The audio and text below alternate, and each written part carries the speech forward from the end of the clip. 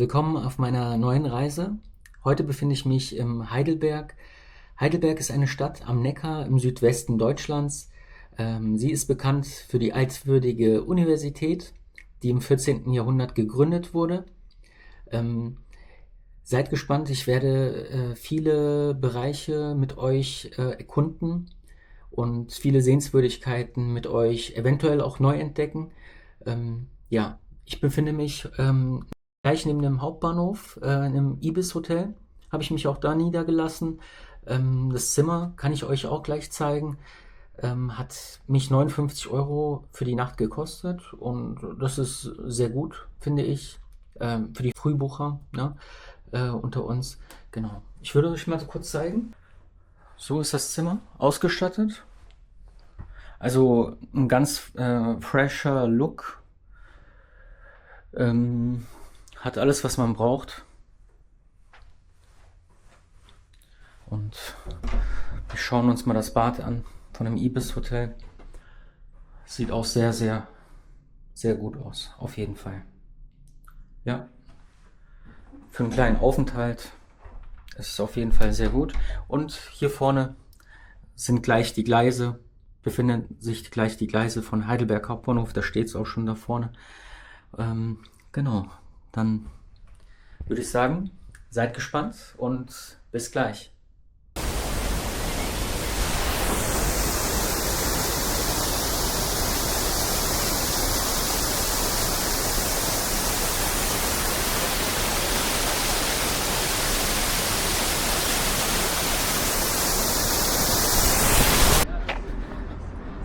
Ja, auch eine sehr schöne Gegend. Ein offener Bereich. Aber das sieht echt schön aus. Vor allem mit den Wäldern da vorne. Sehr, sehr schön.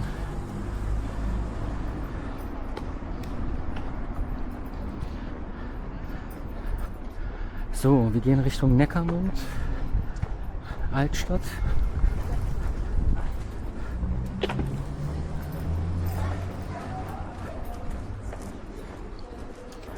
Hier ist wiederum Schatten. Das ist auch entspannt wieder.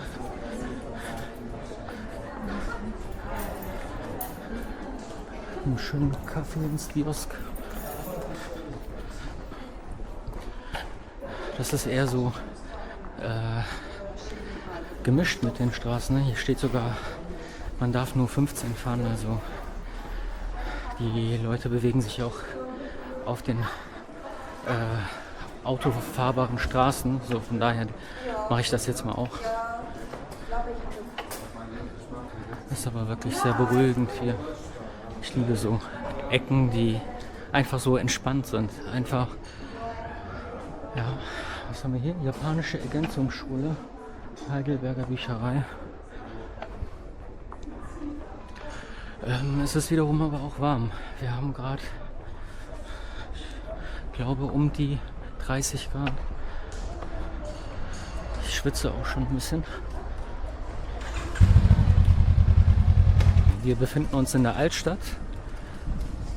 Hier vorne ist auch die Heidelberger Universität.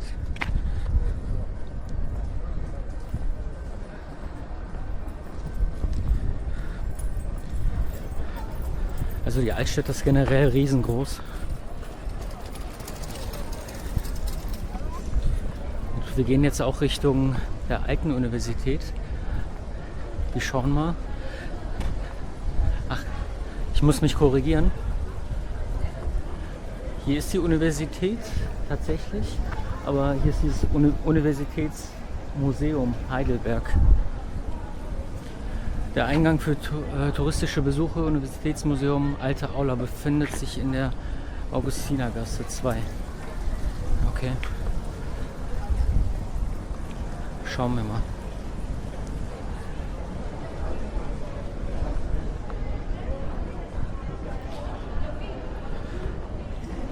Es gibt sehr, sehr schöne Cafés in dem Bezirk der Altstadt und viele, viele Menschen.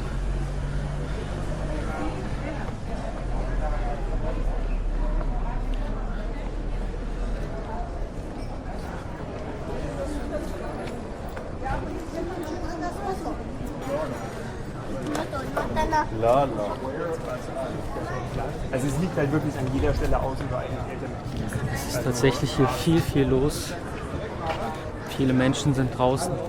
Das heißt, die Bewegung ist ein bisschen eingeschränkt. Wir schauen mal hier, wir gehen mal hier in diese Ecke rein.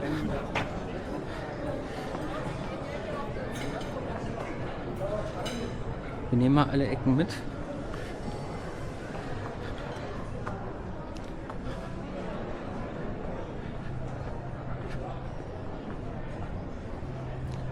Und hier habe ich was Besonderes. Unishop Studentenkarze ist hier. So. Schauen wir kurz. Historischer Studentenkarze Unishop. Ja. Kyoto University, okay. Sehr schön. Ist anscheinend. So, ein Ticket habe ich schon mal gekauft. 6 Euro hat mich das gekostet. Ist relativ günstig und wir müssten tatsächlich unseren Rucksack hier einschließen. Und dann gehen wir gleich zum Studentenkarze. Wir hätten auch noch einen QR-Code Ja. für einen Audioguide, der in Englisch und in Deutsch ist, aber nicht in anderen Sprachen. Okay, super. So, So, hier befinden wir uns im Studentenkarzer, ja? für den Studentenkarzer gehen die Ja. Treppe hoch, zweite Etage in der Richtung. Man kann nicht in jedes Zimmer rein, Ja. aus Sicherheitsgründen. Die Graffitis fangen schon hier unten an. Okay. Teilweise sind die Sachen in Deutsch und Englisch ausgeschrieben. Okay. Anschließend fürs Museum und die Aula und die Ausstellung müssen Sie da durch. Mhm. Da drin müssen Sie dann das Ticket zeigen. Das ist nicht für mich. Ach so, okay.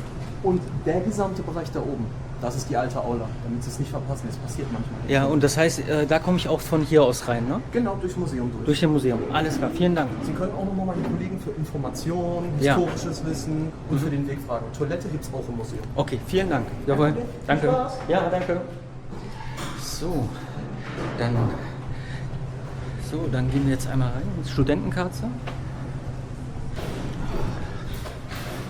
Hier links befindet sich das Museum, also der Museumseingang, und hier rechts geht es zum, ich hoffe, ihr könnt es sehen, hier rechts geht es zum Prison, zu einem Studentenkarzer. Hier. Sehr, sehr schön.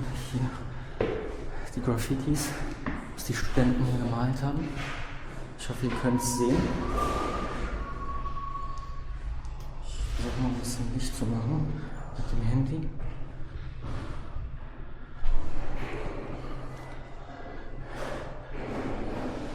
Studentenkarte ist bekannt.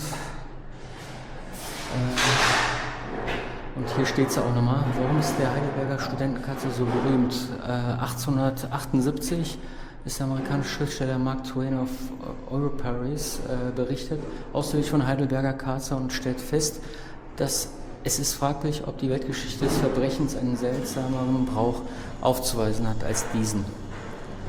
Ja, also hier wurden die Studenten, die, sagen wir mal, nicht artig waren, inhaftiert, und das sind sozusagen die Graffitis von den Studenten, die hier ja, alles zum Ausdruck gebracht haben.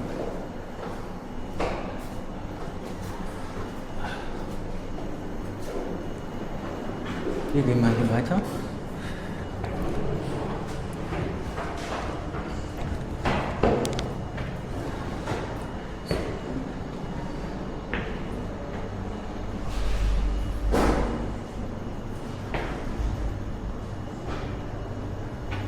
Ich hoffe, ihr könnt es sehen. Ich beleuchte es auch ein bisschen, weil es ein bisschen auch dunkel tatsächlich ist.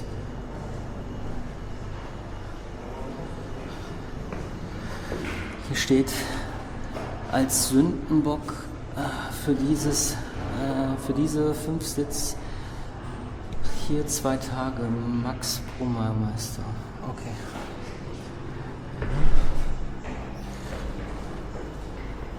Das ist sehr schön anzusehen.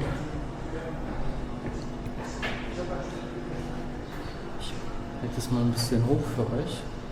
Quer.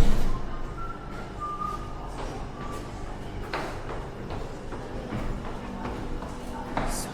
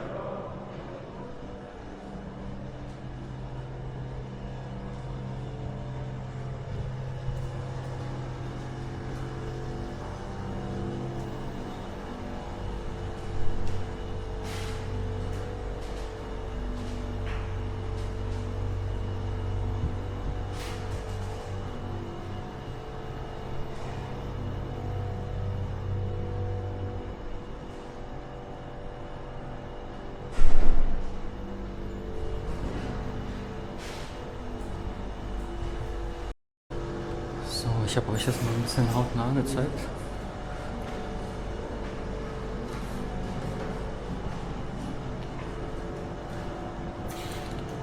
Es ist auch relativ dunkel.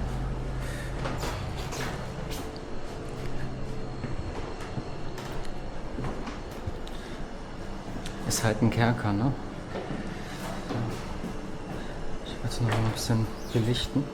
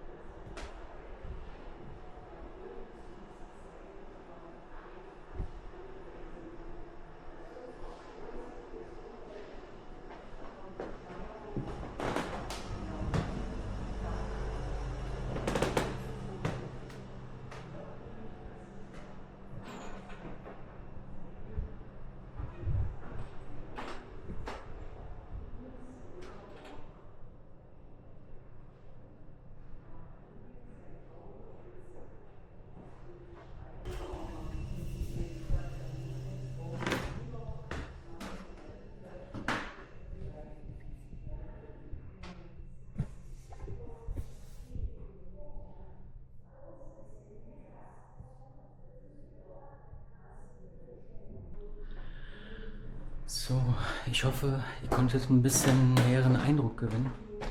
Hier gehe ich noch mal kurz ein bisschen näher drauf ein. Es ist leider, es tut mir leid, es ist hier, da ist ein Kerker, es ist extrem dunkel, trotz etwas Belichtung. 1868 steht hier. Solitude. Also, die Studenten waren auf jeden Fall sehr, sehr kreativ.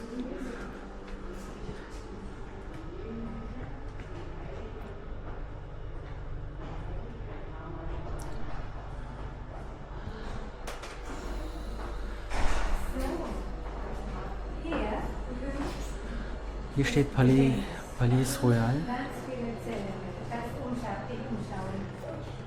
Das sind die Gefängnisse.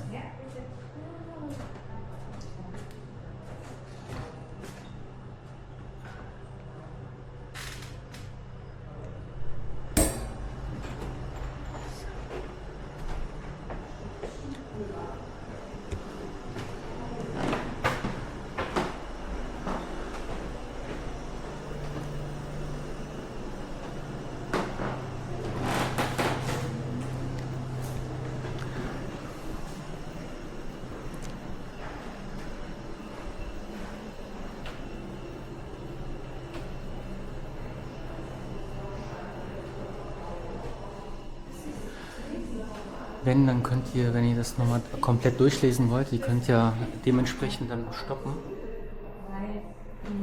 und dann es noch genauer betrachten. Reiche Studierende, also junge Männer aus gutem Hause. Und sie kamen nach Heidelberg, um hier zu studieren. Aber sie wollten nicht noch lernen, sie wollten eine gute Zeit haben, Party machen. So. Abends haben sie immer viel getrunken. Die steht nur für und dann in der Nacht Schwindelfreie. Lärm gemacht. Naja, das ist anscheinend der Pott hier von den Studenten. Nackt im Neckar gebadet. So, also wie gesagt, den Studentenkarzer gibt es deswegen, weil diejenigen, die hier zu der Universität kamen und studieren wollten, die Studenten, dennoch aber auch frei sein wollten, also außerhalb des Studiums auch Unsinn im Kopf hatten, sagen wir es mal so. Das hat den Direktoren der Universität gar nicht gepasst und deswegen sind die auch sozusagen hier in den Karzer inhaftiert worden für eine gewisse Zeit. Und das ist sozusagen dieser Protest der Studenten oder diese kleine Revolution, die hier schon sozusagen stattgefunden hat von den Studenten. Sehr, sehr schön.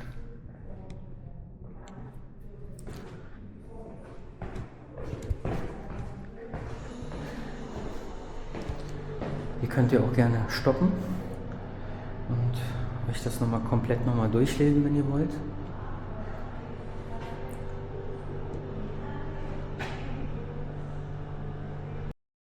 So, dann gehen wir jetzt Richtung Museum. Wir haben jetzt den Karzer gesehen. Es ist echt schön. Und wenn wir nochmal von hier nach oben schauen, das ist auch sehr schwindelerregend.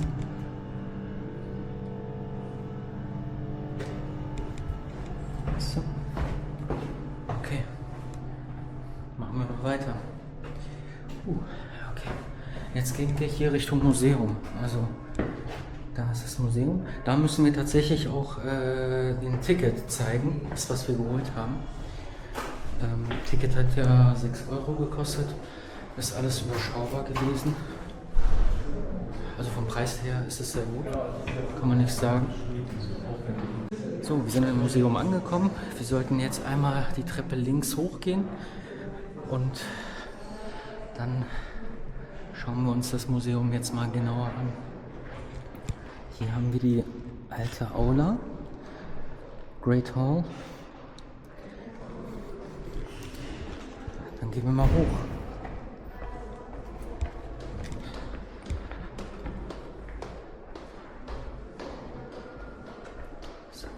Hier ist es tatsächlich heller und für die Aufnahmen sehr, sehr gut. Das wäre schon düster, wenn das Museum auch so dunkel wäre wie der Kerker. So, hier befinden wir uns im ersten Obergeschoss. Hier ist nochmal ausgeschildert, alte Aula. Gehen wir mal da rein. Hier ist es geschlossen, also mit dem roten Bändchen hier, oder roten Seil zu. Da ist es für uns leider nicht zugänglich.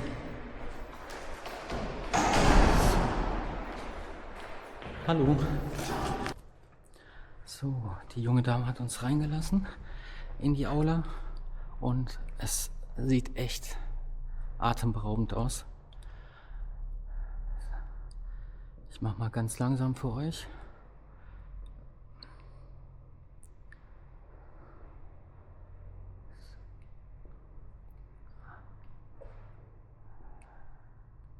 Lasst es einfach auf euch wirken.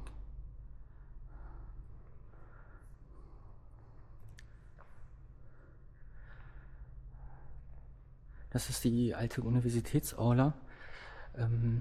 Das wird jetzt tatsächlich auch als normaler Saal benutzt, gegebenenfalls auch für kleine Feiern. die man zusätzlich nochmal dazu buchen könnte.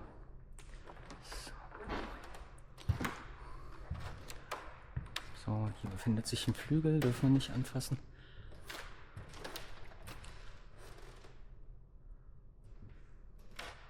Das ist eigentlich einfach wirken. Wir gehen mal kurz hier hin.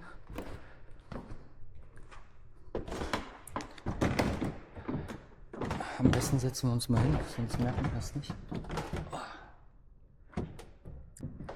Es knatscht natürlich, weil es aus Holz ist.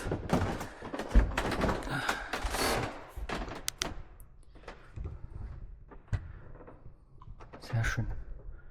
Okay. Vor allem diese Bilder. Das ist wirklich atemberaubend. Sehr schön anzusehen.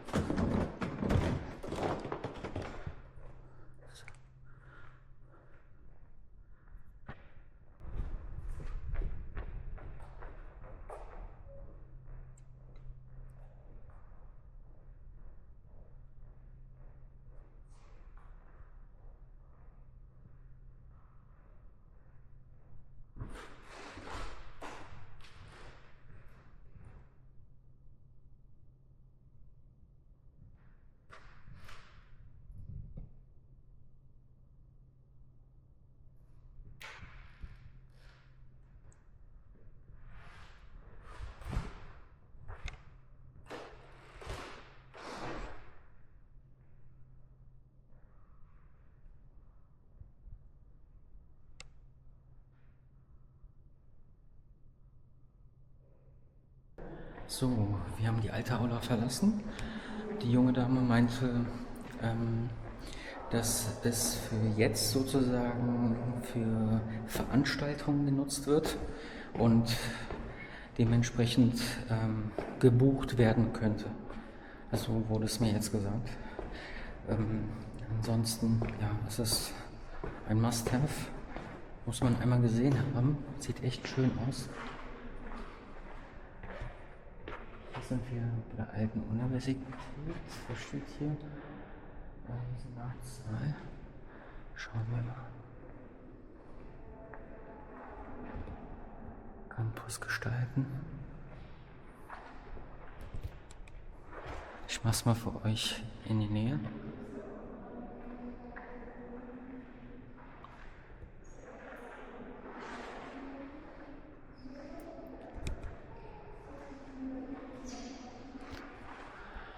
So, was steht denn hier ganz groß, was man als allererstes lesen sollte? Menschen fördern.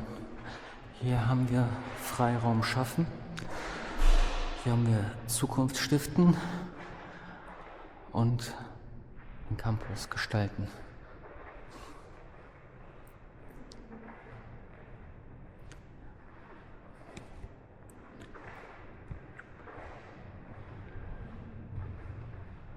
So, hier gehen wir Richtung Senatssaal.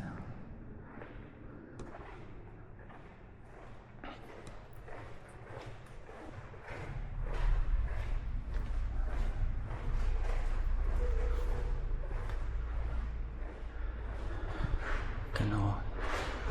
So, ich glaube. Hier ist das Senatssaal. So. Oh, okay. Wow, das sieht auch schön aus. Richtig pompös.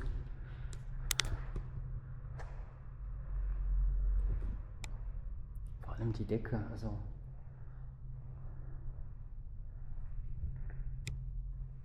Das sieht echt sehr, sehr schön aus.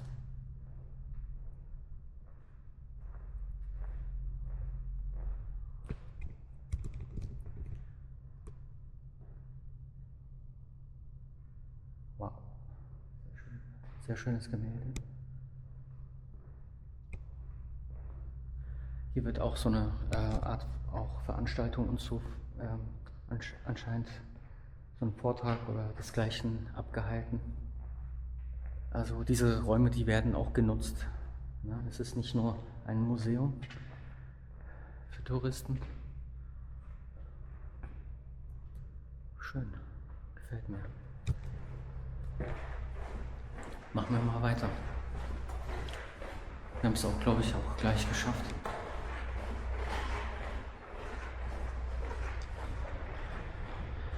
So, jetzt gehen wir mal gleich nach vorne und schauen, was es noch gibt. So, hier geht's weiter. Hier haben wir eine Gründung der Universität, was hier noch steht. Gründungsprivileg, genau 23. Oktober 1385 haben wir hier.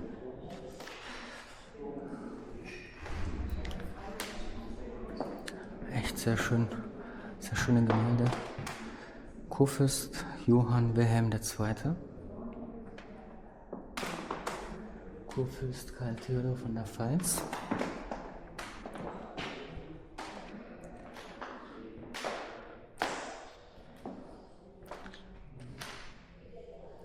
Das ist eine kleine, aber feine Museumsausstellung. Ihr habt auch die Möglichkeit, so einen Audioguide zu benutzen. Ihr müsst nur einfach diesen QR-Code scannen. Das zeige ich euch nochmal kurz, bevor ich dann da rausgehe. Rekatholisierung im 18. Jahrhundert. Okay.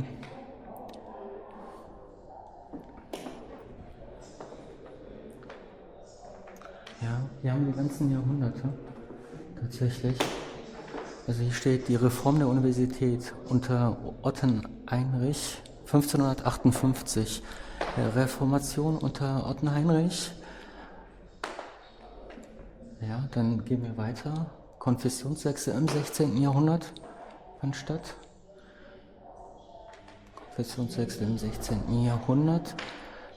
Wir gehen Richtung 17. Jahrhundert, der 30-jährige Krieg von 1618 bis 1648. Ja, hier können wir nochmal sehen. Sebastian Ramspeck 1615 mit Fragezeichen. Der war Professor der Philosophischen Fakultät hier. Makart Freer 1565 bis 1614, Juristische Fakultät. Samuel Puffendorf 1632, 1694, Philosophische Fakultät. Dann haben wir hier einmal die Medizinische Fakultät, Johann Konrad Brunner 1653 bis 1727 und Ludwig Christian Mieck 1668, 1740, ein Theologe von der Theologischen Fakultät. Genau. Hier geht es zur Rekatholisierung, wie gesagt. Hier ist die, am 18. Jahrhundert. Genau. Und hier haben wir nochmal so ein Bild von Christopher Gatterer. 1759 bis 1838 hat er gelebt. Seit 1787 Professor für Forst- und Landwirtschaft an der Kameralhochschule. Ah ja. Sehr interessant.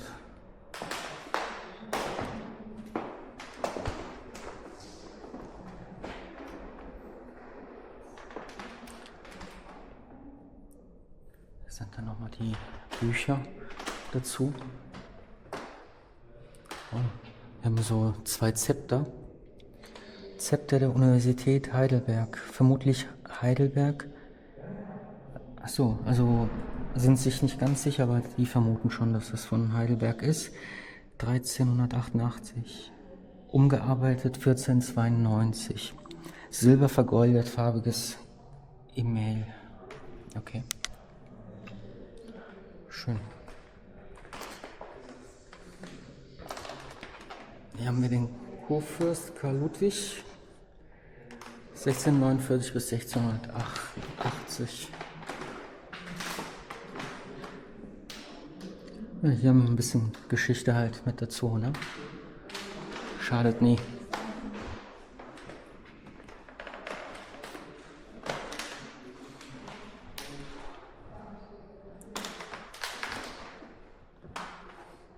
Hier haben wir Ruprecht I. von der Pfalz.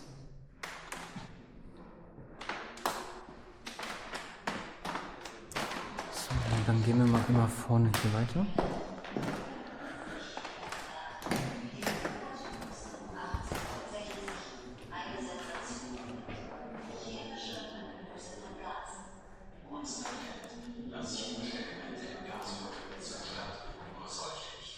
Roberto Carola, Romantik, Korps und Burschenschaften. Ich hoffe, ihr könnt es sehen. Vormärz und Revolution.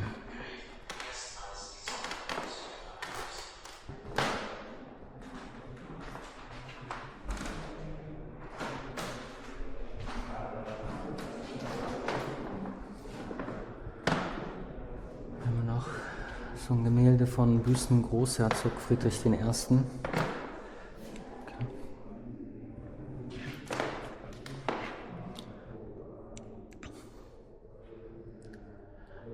Hier haben wir den Klinikum Bergheim. Das Klinikum Bergheim. Mit den Schwestern und den Ärzten.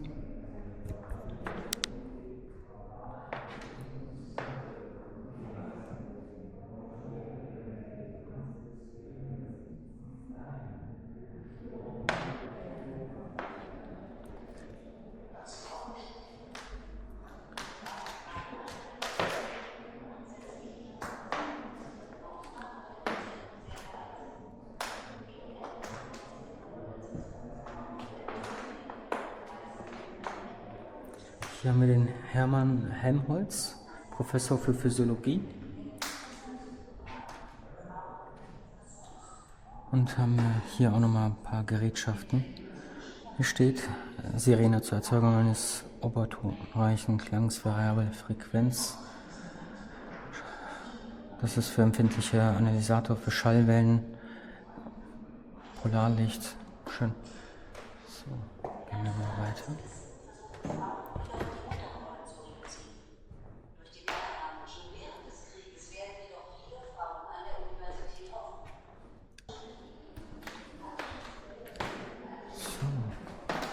Und dann gehen wir einmal hier raus.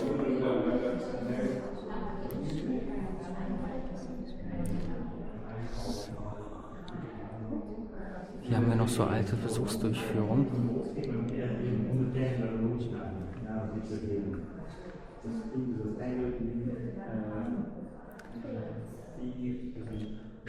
haben wir die kirchhoffischen Regeln.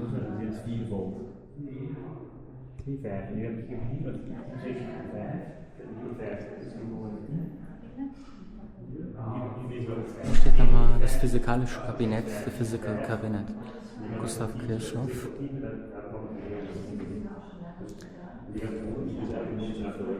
So. Sehr schön.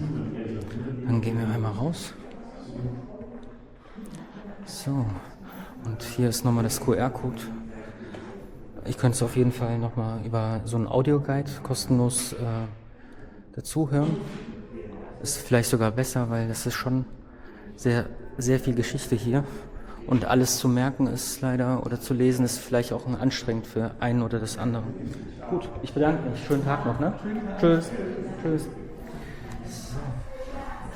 Dann gehen wir mal raus aus dem Museum. War sehr interessant. Wenn Sie am Montag kommen können, ne? So. Jetzt kommenden Montag. Jetzt. Ja. So. Sehr schön, dann gehen wir mal raus. Wir haben einerseits das Museum gesehen. Schön. Wir haben einerseits das Museum gesehen, andererseits den Karze, Studentenkarze. So, wo haben wir denn unsere Sachen? Hier, 19, dann nehmen wir unsere Sachen und machen uns weiter. Jetzt verlassen wir hier den Studentenkarze und das Museum. Wir sehen es da nochmal. Sehr, sehr interessant und man sollte es einmal besucht haben.